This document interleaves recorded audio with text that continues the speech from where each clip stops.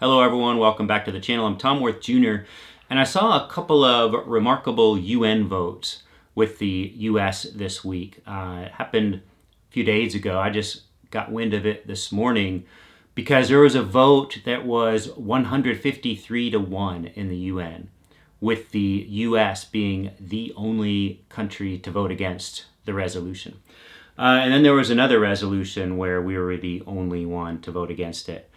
Now, we also had one where there were 8 countries to vote against the resolution, and that wasn't too surprising. It was the US, Russia, Belarus, China, North Korea, just, the usual suspects there when we're aligning ourselves.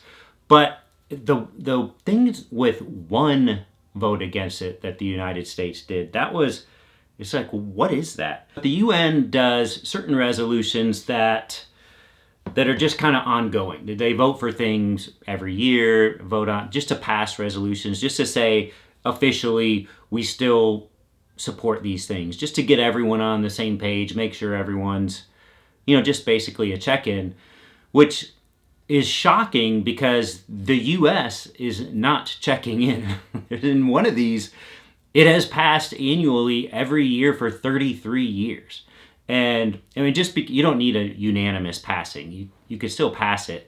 But for the United States to buck something that's passed every year for 33 years, you just got to say, why? So it goes to, one of them also goes to protecting aid workers. And that's a disturbing one. So with that one, before it eventually passed, Russia submitted some alternative wording with some paragraphs, and those were rejected. Nobody wanted that.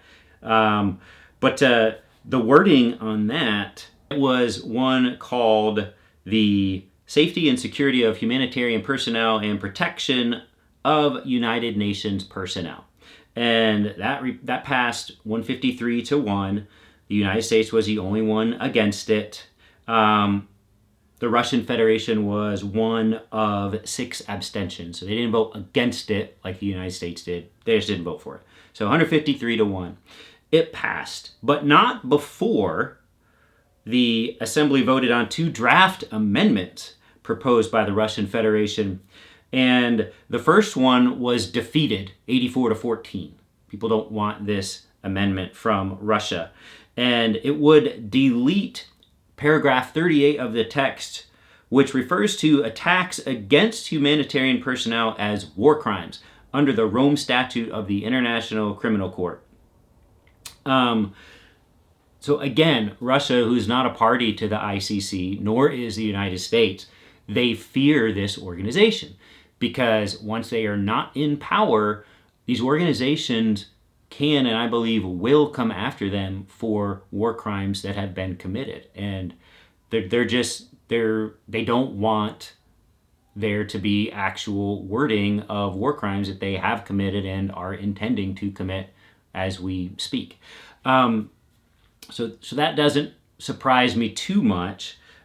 And then the other one was about international cooperation on humanitarian assistance in the field of natural disasters, from relief to development. So this was the other one that the U.S. was the only vote against. And I'm going to read you a little bit of the official, this is the explanation of vote on the resolution titled Safety and Security of Humanitarian Personnel and Protection of United Nations Personnel, posted by the United States Mission to the United Nations. So this is the official United States Mission's response to why they were the only nation to vote against these proposals.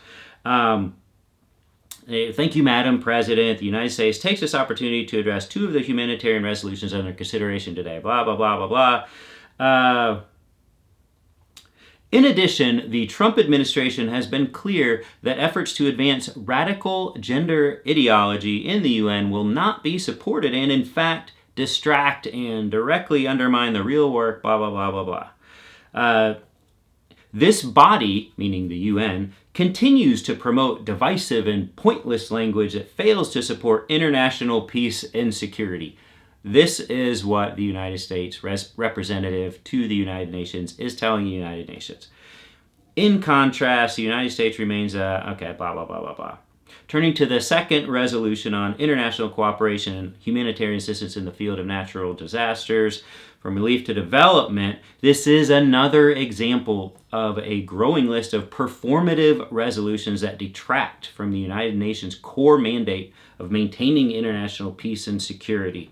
This text reads as nothing more than a globalist wish, I would think they would consider itself a globalist organization, kind of the point, to think as a species, to think as a world, not as a nation, or in Trump's case, as a person, but to think of ourselves as the world, right? That's the definition of globalist.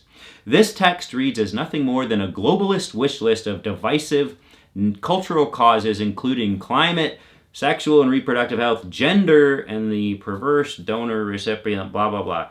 It's completely at odds with the Trump, this is important, with the Trump administration's bold and pragmatic foreign policy. So this gets at the core of it. They're not even pretending that this is the position of the United States. They're saying this is Trump's position. And therefore, since Trump is in control of the United States at the moment, he will decide as a person what he wants the official policy of the United States to be in the world community. Why is Trump attacking the United Nations? Why is Trump attacking the International Criminal Court? Why is Trump attacking the EU? Why is Trump attacking NATO? Why is Trump attacking Canada? Who else attacks all of these entities, all of these countries? There's only one guy in the world. Even China is not attacking all of these places to the extent that Trump and Putin do. China realizes they're part of this. Yes, they're despicable in their policies. Yes, they are completely oppressive and we don't want them to win, and I get it. But they are not going to the lengths that Putin and Trump are to undermine these organizations. China needs the world order to exist. China needs markets for its goods. It needs to not have civil unrest. It needs to not have over 1 billion people below the poverty line and starving. China needs the world to work. Vladimir Putin and Donald Trump do not believe they need the world to work. They believe that Russia needs to work. They believe that the United States needs to work. And in Trump's case, he's seemingly pulling it off. The Indiana State House vote this week notwithstanding. And until the Republicans stand up to him, Marco Rubio is a fascinating case because the guy's terrible, right? He's awful. He's a liar. He's a backstabber. He's a snake. He will throw anyone under the bus. He will show you something and tell you something useful, and then when you bring it up, he'll come out and say, no, I never said that. I don't know what they're talking about. They're lying. So he is that kind of guy. But he is a Putin hater. And he, to me, seems like the only Putin hater standing in Trump's administration at the moment. He either didn't bring them in the first place, like if he would have known what they were, he wouldn't have brought them in. But if he did inadvertently bring in someone, and there were a few examples of this, he got rid of them pretty quickly. Either they laughed or he booted them out. Marco Rubio is the only Putin hater in his administration, in his cabinet, that's still standing. And I think he's a big part of why Trump hasn't just literally joined Putin on the battlefield in the form of intelligence and things like that. We haven't heard from Tulsi Gabbard really at all throughout this. I don't know what she's providing to the Russians in terms of intelligence, battlefield intelligence, assessment. I would assume that she's giving Putin a lot of information, but I don't know why we never hear her name in any of this. I think she's capable in the covert fields. But maybe, I don't know, maybe she's pulling things off that are in is just flying under the radar here. That's possible. But Marco Rubio, as Secretary of State, he has to be the public face of the United States. So he continues to meet with European counterparts, and he has to publicly say what Trump wants him to say, but he also has to keep the fight going. He also has to keep supporting Ukraine somehow. I don't know. I'm glad he's still there, because every single time Trump replaces someone terrible, it's always with someone worse.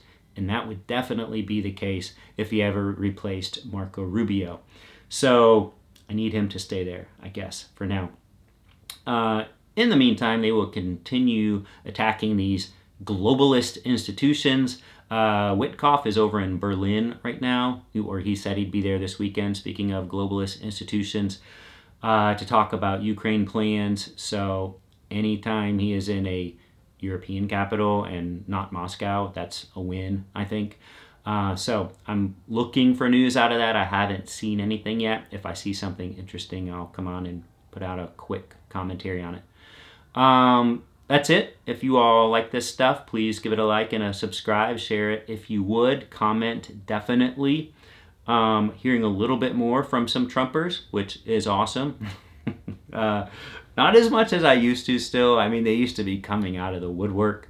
But now some of them are starting to creep back in just a little tiny bit. So always entertaining if you're looking for something there. Check the comment section. And that's it for now. We'll talk later. Bye.